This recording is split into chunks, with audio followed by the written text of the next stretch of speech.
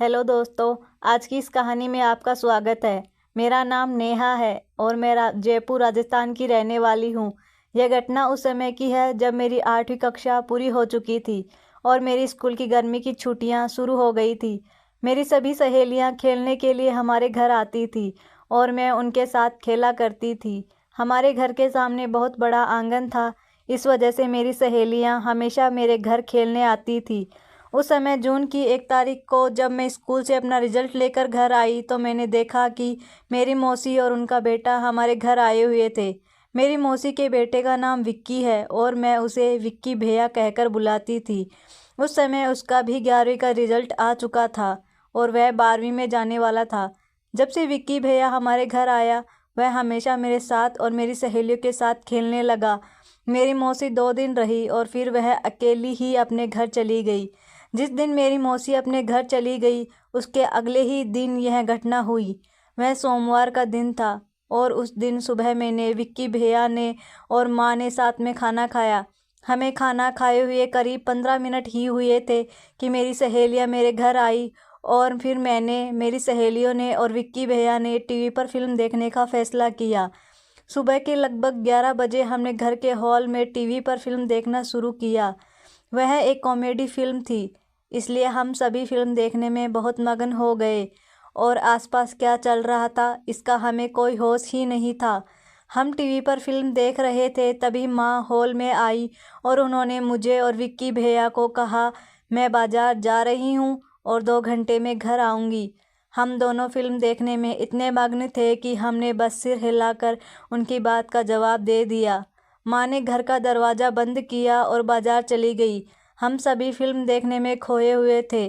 करीब 2 घंटे बाद वह फिल्म ख़त्म हुई और फिर मेरी सहेलियाँ कहने लगी, शाम को खेलने आएंगे, और यह कहकर वह अपने घर चली गई। फिर मैंने दरवाज़ा बंद किया और विक्की भैया ने टीवी बंद किया। फिर हम दोनों बेडरूम में जाकर बिस्तर पर लेट गए। मेरी नींद लगने ही वाली थी कि तभी अचानक विक्की भैया तेजी से उठे और दौड़ते हुए बाहर निकल गए। मैं घबरा गई और सोचने लगी कि इन्हें क्या हुआ, यह ऐसे अचानक क्यों भाग गए। यह सोचकर मैं भी जल्दी से उठी और उनके पीछे दौड़ पड़ी। वह दौड़ते हुए बाथरूम की ओर गए और उन्होंने बाथरूम के दरवाजे पर जोर से धक्का मारा और घबराहट में बाथरूम के अंदर चले गए। जैसे ही विक्की भैया बाथरूम में गए, मेरी नज़र बाथरूम की खिड़की पर पड़ी। बाथरूम की खिड़की खुली ही थी, इसलिए मैं दौड़ते हुए बाथरूम की खिड़की के पास गई और अंदर झांकने लगी। अंदर मेरी माँ बैठी कपड़े धो रही थी और वह उनके सामने खड़ा पेशाब कर रहा था। माँ को सामने देखकर विक्की भैया का चेहरा डर से खुला का खुला रह गया, जैसे उसे समझ में ही नहीं आ रहा था कि क्या हो रहा है। वह माँ के चेहरे की ओर देखे जा रहा था। माँ के चेहरे को देखकर ऐसा लग रहा था जैसे अचानक यह सब देखकर उसे भी एक बड़ा झटका लगा हो। वह भी उसकी ओर देख रही थी। कुछ सेकंड तक वह माँ के चेहरे की ओर देखता रहा और माँ भी उसे देख रही थी। कुछ सेकंड बाद विक्की भैया थोड़ा होश में आया और उसने ज़ोर से छींकना शुरू कर दिया। उसे इतनी ज़ोर से छींक आई कि उसके छींटे सीधे माँ के चेहरे पर जा गिरे। मन के चेहरे पर छींटे पड़ते ही विक्की भैया के चेहरे पर ऐसा भाव आ गया जैसे अब उसे दिल का दौरा पड़ने वाला हो। अगले कुछ सेकंड में उसने इतनी ज़ोर से छींक मारी कि माँ का पूरा चेहरा भीग गया। उसके छींटे माँ के पूरे चेहरे पर गिर रहे थे, जिससे वह भीग गई थी। लगभग 1 मिनट के बाद माँ ने पास में पड़ी बाल्टी से अपने हाथों में पानी लिया और अपने चेहरे को धोया। फिर उसने उसकी ओर देखा। माँ के उसकी ओर देखते ही विक्की भैया डर के मारे कांपने लगा। तभी अचानक माँ ने अपने सामने रखी कपड़ों की बाल्टी को एक तरफ सरकाया और उठ खड़ी हुई। अब विक्की भैया और भी ज़्यादा डर गया और उसका चेहरा रोने जैसा हो गया। वह डरते डरते पीछे हटने लगा और माँ से माफ़ी मांगने लगा। जब वह डरते डरते पीछे हट रहा था, तब उसके दोनों हाथ डर के मारे कांप रहे थे, जैसे वह भूल गया हो कि क्या करना है। उसके बाद विक्की भैया डरते हुए बोला, सॉरी मौसी, गलती से हो गया। मुझे सच में नहीं पता था कि आप बाथरूम में हैं। मुझे लगा कि आप बाजार गई थी। आपका बाजार से कब वापस आना हुआ, यह मुझे पता ही नहीं चला। अगर आपने यह बात मेरी माँ को बता दी तो वह मुझे बहुत डांटेगी। प्लीज़ ये बात मेरी माँ को मत बताना। मैं फिर कभी ऐसा नहीं करूँगा। मुझसे यह गलती से हो गया, सच में माफ़ कर दो प्लीज़। असल में मुझे भी पता नहीं चला कि माँ कब और कैसे बाज़ार से घर वापस आई थी। शायद हम पिक्चर देखने में व्यस्त थे, तभी माँ बाज़ार से घर आ गई थी और इसलिए हमें माँ के घर आने का पता नहीं चला। माँ ने विक्की भैया को खड़े रहने के लिए कहा। तब वह डर के मारे कांपते हुए खड़ा हो गया। माँ उसके पास गई और उन्होंने उसके दोनों हाथों को अपने हाथों में लिया और माँ ने कहा, कोई बात नहीं, हो जाता है कभी कभी। तुम डरो मत, मैं किसी को कुछ नहीं बताने वाली। तुम चिंता मत करो, मैं तुम्हारी मदद करूँगी। यह कहते हुए उन्होंने अपने दूसरे हाथ से उसके बालों में प्यार से हाथ फेरना शुरू कर दिया, जैसे वह उसे अपने हाथों से प्यार से सहला रही हो। 5 मिनट के बाद माँ ने उसके सिर पर रखा हाथ उसकी पीठ पर रख दिया और उसकी पीठ पर हल्के से हाथ फेरने लगी। अब विक्की भैया का ध्यान माँ की बातों पर बिल्कुल भी नहीं था, क्योंकि वह तो जैसे स्वर्ग में पहुँच गया था। शायद उसके लिए यह पहली बार था। माँ हल्के से मुस्कुराकर बोली, जब तू छोटा था ना, तब तू कई बार मुझसे लिपट के सोता था और कई बार मुझे भिगो देता था। इतना ही नहीं, बचपन में तो कई बार जानबूझकर अपने उससे मुझे पूरा गिला कर देता था। यह कहते हुए माँ ने अपने दूसरे हाथ से उसकी पीठ पर फिर से प्यार से हाथ फेरा।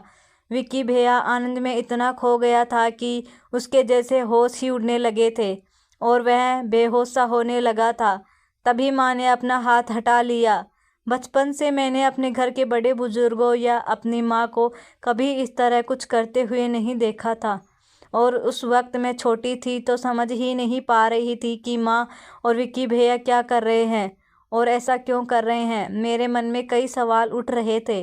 इन सवालों की वजह से मैं थोड़ी घबरा गई थी। फिर भी मैं चुपचाप खड़ी रहकर सब देख रही थी। कुछ देर बाद विक्की भैया माँ के पास जाकर खड़े हो गए। जैसे ही विक्की भैया माँ के पास गए, माँ उठी और पास रखी कुर्सी पर बैठ गई। दोनों ही थके हुए लग रहे थे, पर उनके चेहरे पर एक अलग ही सुकून और खुशी झलक रही थी। फिर माँ ने बाल्टी से पानी लिया और बोली, विक्की, नेहा कहाँ है? विक्की भैया ने जवाब दिया, वह बेडरूम में पलंग पर सो रही है। इतना सुनते ही माँ निश्चित हो गई। तभी मैं जल्दी से बेडरूम की ओर भागी और जाकर पलंग पर सोने का नाटक करने लगी।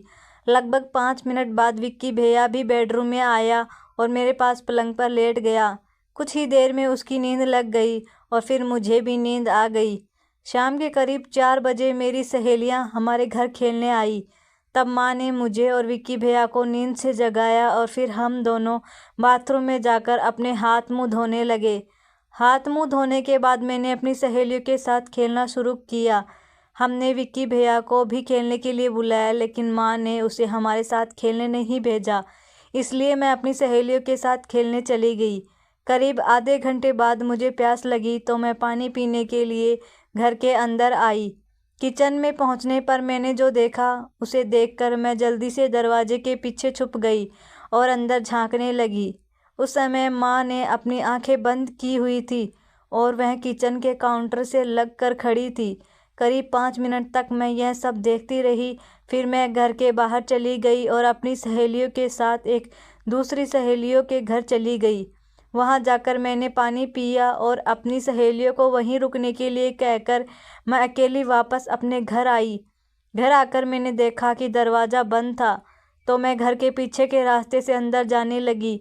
तब मुझे किचन से कुछ आवाज़ सुनाई देने लगी, इसलिए मैं किचन की ओर गई।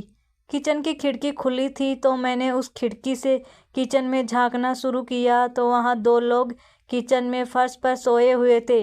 वहाँ से अजीब सी आवाज़ें आ रही थी। काफ़ी देर बाद उनकी आवाज़ें बंद हुई और वे दोनों ज़ोर ज़ोर से सांस ले रहे थे और अब किचन में सिर्फ उनकी सांसों की आवाज़ गूंज रही थी।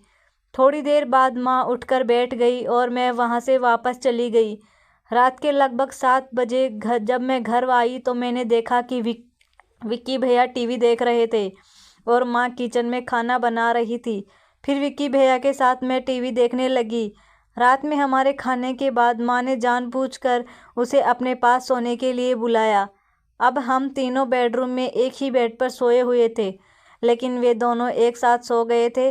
बेडरूम में अंधेरा था, इसलिए साफ साफ कुछ दिखाई नहीं दे रहा था, लेकिन उन दोनों की हरकतों से समझ आ रहा था कि वह क्या कर रहे हैं। कुछ ही मिनट में मेरी नींद लग गई। जब मैं सो गई तब उन दोनों ने फिर से कुछ किया या नहीं यह मुझे नहीं पता।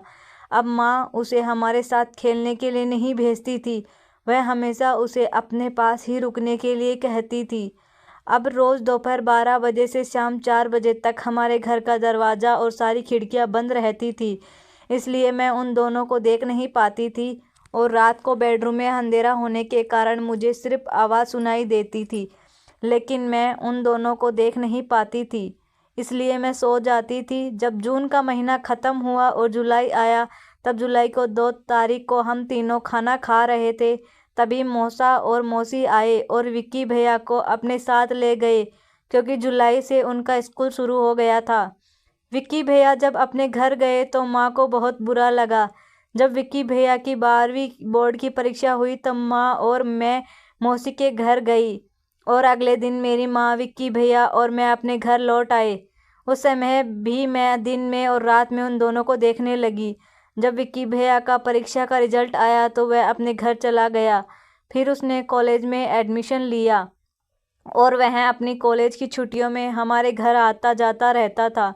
आज भी जब कभी विक्की भैया की कॉलेज में छुट्टियां होती हैं या उसकी परीक्षा ख़त्म होती है तो वह हमारे घर रहने आता है। आज विक्की भैया ग्रेजुएशन के 3रे साल में है और मैं स्कूल में 12वीं कक्षा में हूँ और मैं हॉस्टल में रहती हूँ। आज भी मेरी माँ और मेरी मौसी के बेटे की मुलाकात होती रहती है। तो दोस्तों, यह थी हमारी आज की छोटी सी कहानी। आपको यह कहानी कैसी लगी कमेंट करके ज़रूर बताएं। अगर आपको यह कहानी पसंद आई हो तो इसे लाइक करें और अपने दोस्तों के साथ शेयर करें। आगे भी ऐसी ही रोमांचक कहानियों के लिए हमारे चैनल को सब्सक्राइब करें और बेल आइकन दबाना ना भूलें, ताकि आप हमारी कोई भी कहानी मिस ना करें। धन्यवाद।